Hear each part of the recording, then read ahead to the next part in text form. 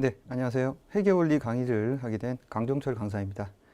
이번 시간부터는 이제 회계 원리에 관련된 전반적인 내용, 여러분이 또 대학에서 공부하시게 될 회계 원리의 전반적인 내용에 대해서 저와 함께 같이 공부를 한다 이렇게 생각을 하시면 되겠습니다. 그래서 제 강의를 이제 주로 들으시는 분들은 경영학 전공생이라든지 아니면 경영학 복수 전공을 하시는 분들, 또 회계학 전공을 하시는 분들, 자, 이런 분들은 회계 원리라고 하는 이제 기초 과목을 수강을 하셔야 되거든요. 이제 그런 대학에서 수업을 들으시는 분들에게 도움이 되고자 하는 강의다 이렇게 생각을 해주시면 될 것 같습니다. 먼저 이제 회계 원리라고 하는 부분들은요. 회계 원리를 왜 공부를 해야 되느냐 이런 것들을 간략하게 말씀을 드리고 수업 진도를 나가도록 하겠습니다. 우리가 이제 경영학이라고 하는 분야는 좀 이렇게 많은 세부 분야가 있습니다. 회계학 분야, 뭐 재무관리 분야, 마케팅 분야, 인사관리 분야, 그다음에 생산관리 분야. 그렇게 이제 또 뭐 MIS 분야 이렇게 크게 나뉠 수가 있는데요. 그 중에 특히 회계학 분야와 재무관리 분야를 공부를 하시기 위해서는 회계 원리가 필수적이다 이렇게 생각을 하시면 되겠습니다. 회계 원리에서 공부하는 기초적인 내용들 이런 것들을 통해서 나중에 이제 중급 회계라든지 고급 회계 과정, 회계학에서 중요한 부분들이죠. 이런 과목을 수강하는데 이 반드시 선행이 돼야 되는 과목이다 이렇게 생각을 해주시면 되겠고, 재무관리 분야에서도 재무관리라는 과목, 그다음에 투자론이라고 하는 분야에 있어서도 이 기본적인 회계적인 지식, 특히 이제 재무상태표를 읽는 그런 이제 능력은 반드시 갖추어져야만 해당되는 과목을 공부를 하실 수가 있어요. 그래서 회계 원리는 반드시 먼저 선행이 돼야지 나머지 그 이후에 있을 회계학이라든지 재무관리 전반적인 모든 과목을 다 우리가 이제 숙달하거나 학습하는데 도움을 받을 수 있다 이렇게 생각을 해주시면 좋겠습니다. 그래서 회계 원리를 하지 않고 그 이후에 이제 회계학 과목이라든지 재무관리 분야 이런 분야들을 이제 공부를 하신다고 한다면 불가능해요, 사실은. 네. 왜냐면 마치 영어 공부를 하시는데 알파벳 공부 안 하고 난 다음에 예를 들면 뭐 하이 철수, 하이 영희 이 철자를 쓸 수가 없잖아요. 그래서 저랑 같이 공부하는 회계 원리라고 하는 것은 영어로 치면 이제 알파벳, 그 다음에 이제 기본적인 설명문 이런 것들을 이제 이야기할 수 있는 단어 정도에 대해서 이제 공부를 한다 이렇게 생각을 하시면 되고, 중급 회계나 고급 회계 과정에 가시면 이제 그런 것들을 이제 좀 더 영어로 치면 좀 더 이제 확장된 문장을 표현한다든지, 그다음에 이제 문법 공부를 한다든지 이런 것들로 이제 선행을 할 수 있는 거거든요. 진행을 하는 부분들이 있습니다. 그래서 회계 원리라고 하는 것의 중요성을 좀 생각을 해주시고, 다른 과목은 안 듣더라도 회계 원리는 꼭 들어야 된다. 회계 원리를 듣지 않으면 회계학 분야와 재무관리 분야는 거의 어떻습니까? 손을 놔야 된다 이렇게 생각을 해주시면 되겠습니다. 그렇기 때문에 그만큼 중요하다는 말씀입니다. 그러면 이제 회계 원리와 관련된 부분들 먼저 회계의 기초를 하기 전에 회계 기록의 기초라고 하는 부분들을 먼저 설명을 좀 드리도록 하겠습니다.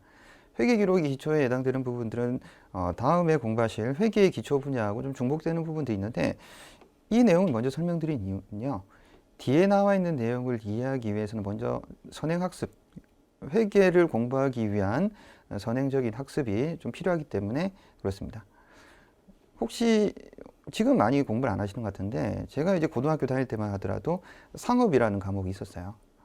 물론 이제 특성화고 출신 분들 같은 경우에는 특히 이제 상업과 관련된 부분들 그런 공부하신 분들은 이제 부기라고 하는 과목에 대해 공부를 하시는데, 그럼 이제 상업 부기와 관련된 부분들이 기초적인 지식 이런 것들을 좀 설명을 드리면 나중에 이제 회계에 해당되는 부분들을 공부를 하실 때 훨씬 더 수월한 측면이 있습니다. 그래서 회계 기록을 먼저 어떻게 정리를 하는지 그런 것들에 대해서 먼저 설명을 좀 간단하게 드릴게요. 크게 어렵진 않습니다.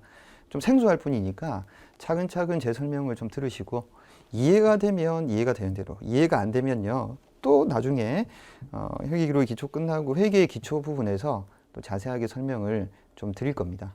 그러니까 먼저 조금 기초, 에피타이저다 이렇게 생각을 하시고 편안하게 한번 좀 들어주시면 좋겠습니다. PDF 파일 교환은 다 이제 출력을 하셨죠? 네, 그래서 회계 기록 기초 보시면 1장에 이제 회계 기록의 기초에 해당되는 부분들 그 부분부터 좀 보시도록 하겠습니다. PDF 파일 페이지로는 이제 이 페이지입니다. 네, 이 페이지. 네, PDF 교환 이 페이지를 좀 보시면 되겠습니다. 1장 회계 기록의 기초 부분 보시면요. 여기 이제 먼저 자산부채 자본이라고 하는 용어들이 나와 있습니다. 자, 그거를 이제 간략하게 한번 설명을 좀 드려볼게요. 기업 같은 경우에는요, 기업이 가지고 있는 재산들이 있어요. 자, 그런 재산의 목록들을 한번 살펴볼까요? 기업이 먼저 뭐를 가질 수가 있습니까? 현금이라고 하는 재산을 가질 수 있죠. 그 다음에 또 그 외에 기업이 가질 수 있는 것이 예금, 통장. 이것도 기업의 재산이라고 할 수 있겠네요. 그 다음에 예를 들면 상품, 기업이 팔려고 가지고 있는 상품. 이런 것도 기업이 보유하고 있는 재산입니다. 그 다음에 이제 토지, 건물, 기계, 특허권이라고 하는 것들도 재산이 될 수 있겠죠. 이런 것들이 쭉 나열이 되어 있습니다.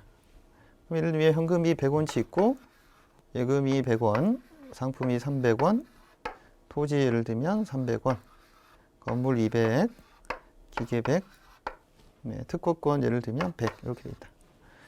그럼 이게 이제 기업이 가지고 있는, 기업이 보유한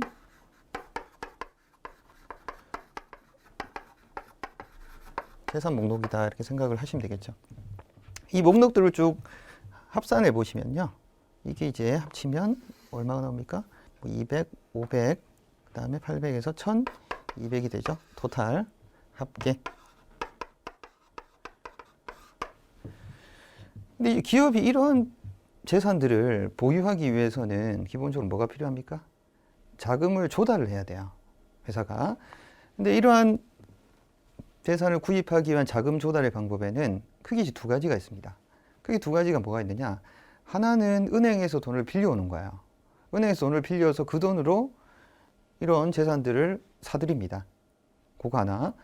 그 다음에 기업이 빚을 지지 않고, 즉 그러니까 외부로부터 자금을 조달하지 않고 내부적으로 기업의 투자자들, 즉 기업의 주인이라고 할 수 있는 주식회사 같은 경우에는 주주라고 하죠. 이들로부터 자금을 조달하는 방법이 있어요. 그 두 가지 방법이 있는데, 외부로부터 자본을 조달하는 이런 방법을 빚으로 조달한다. 그 다음에 어떻습니까? 자기 자신이 조달한다. 두 가지 방법이 있을 수 있다는 이야기죠. 빚으로 예를 들면 이 1200에 해당되는 보유 목록을 구입하기 위해서 500, 은행에서 500을 빌려왔다. 그럼 나머지 얼마? 700은 자기 자신이 조달해야 되겠죠?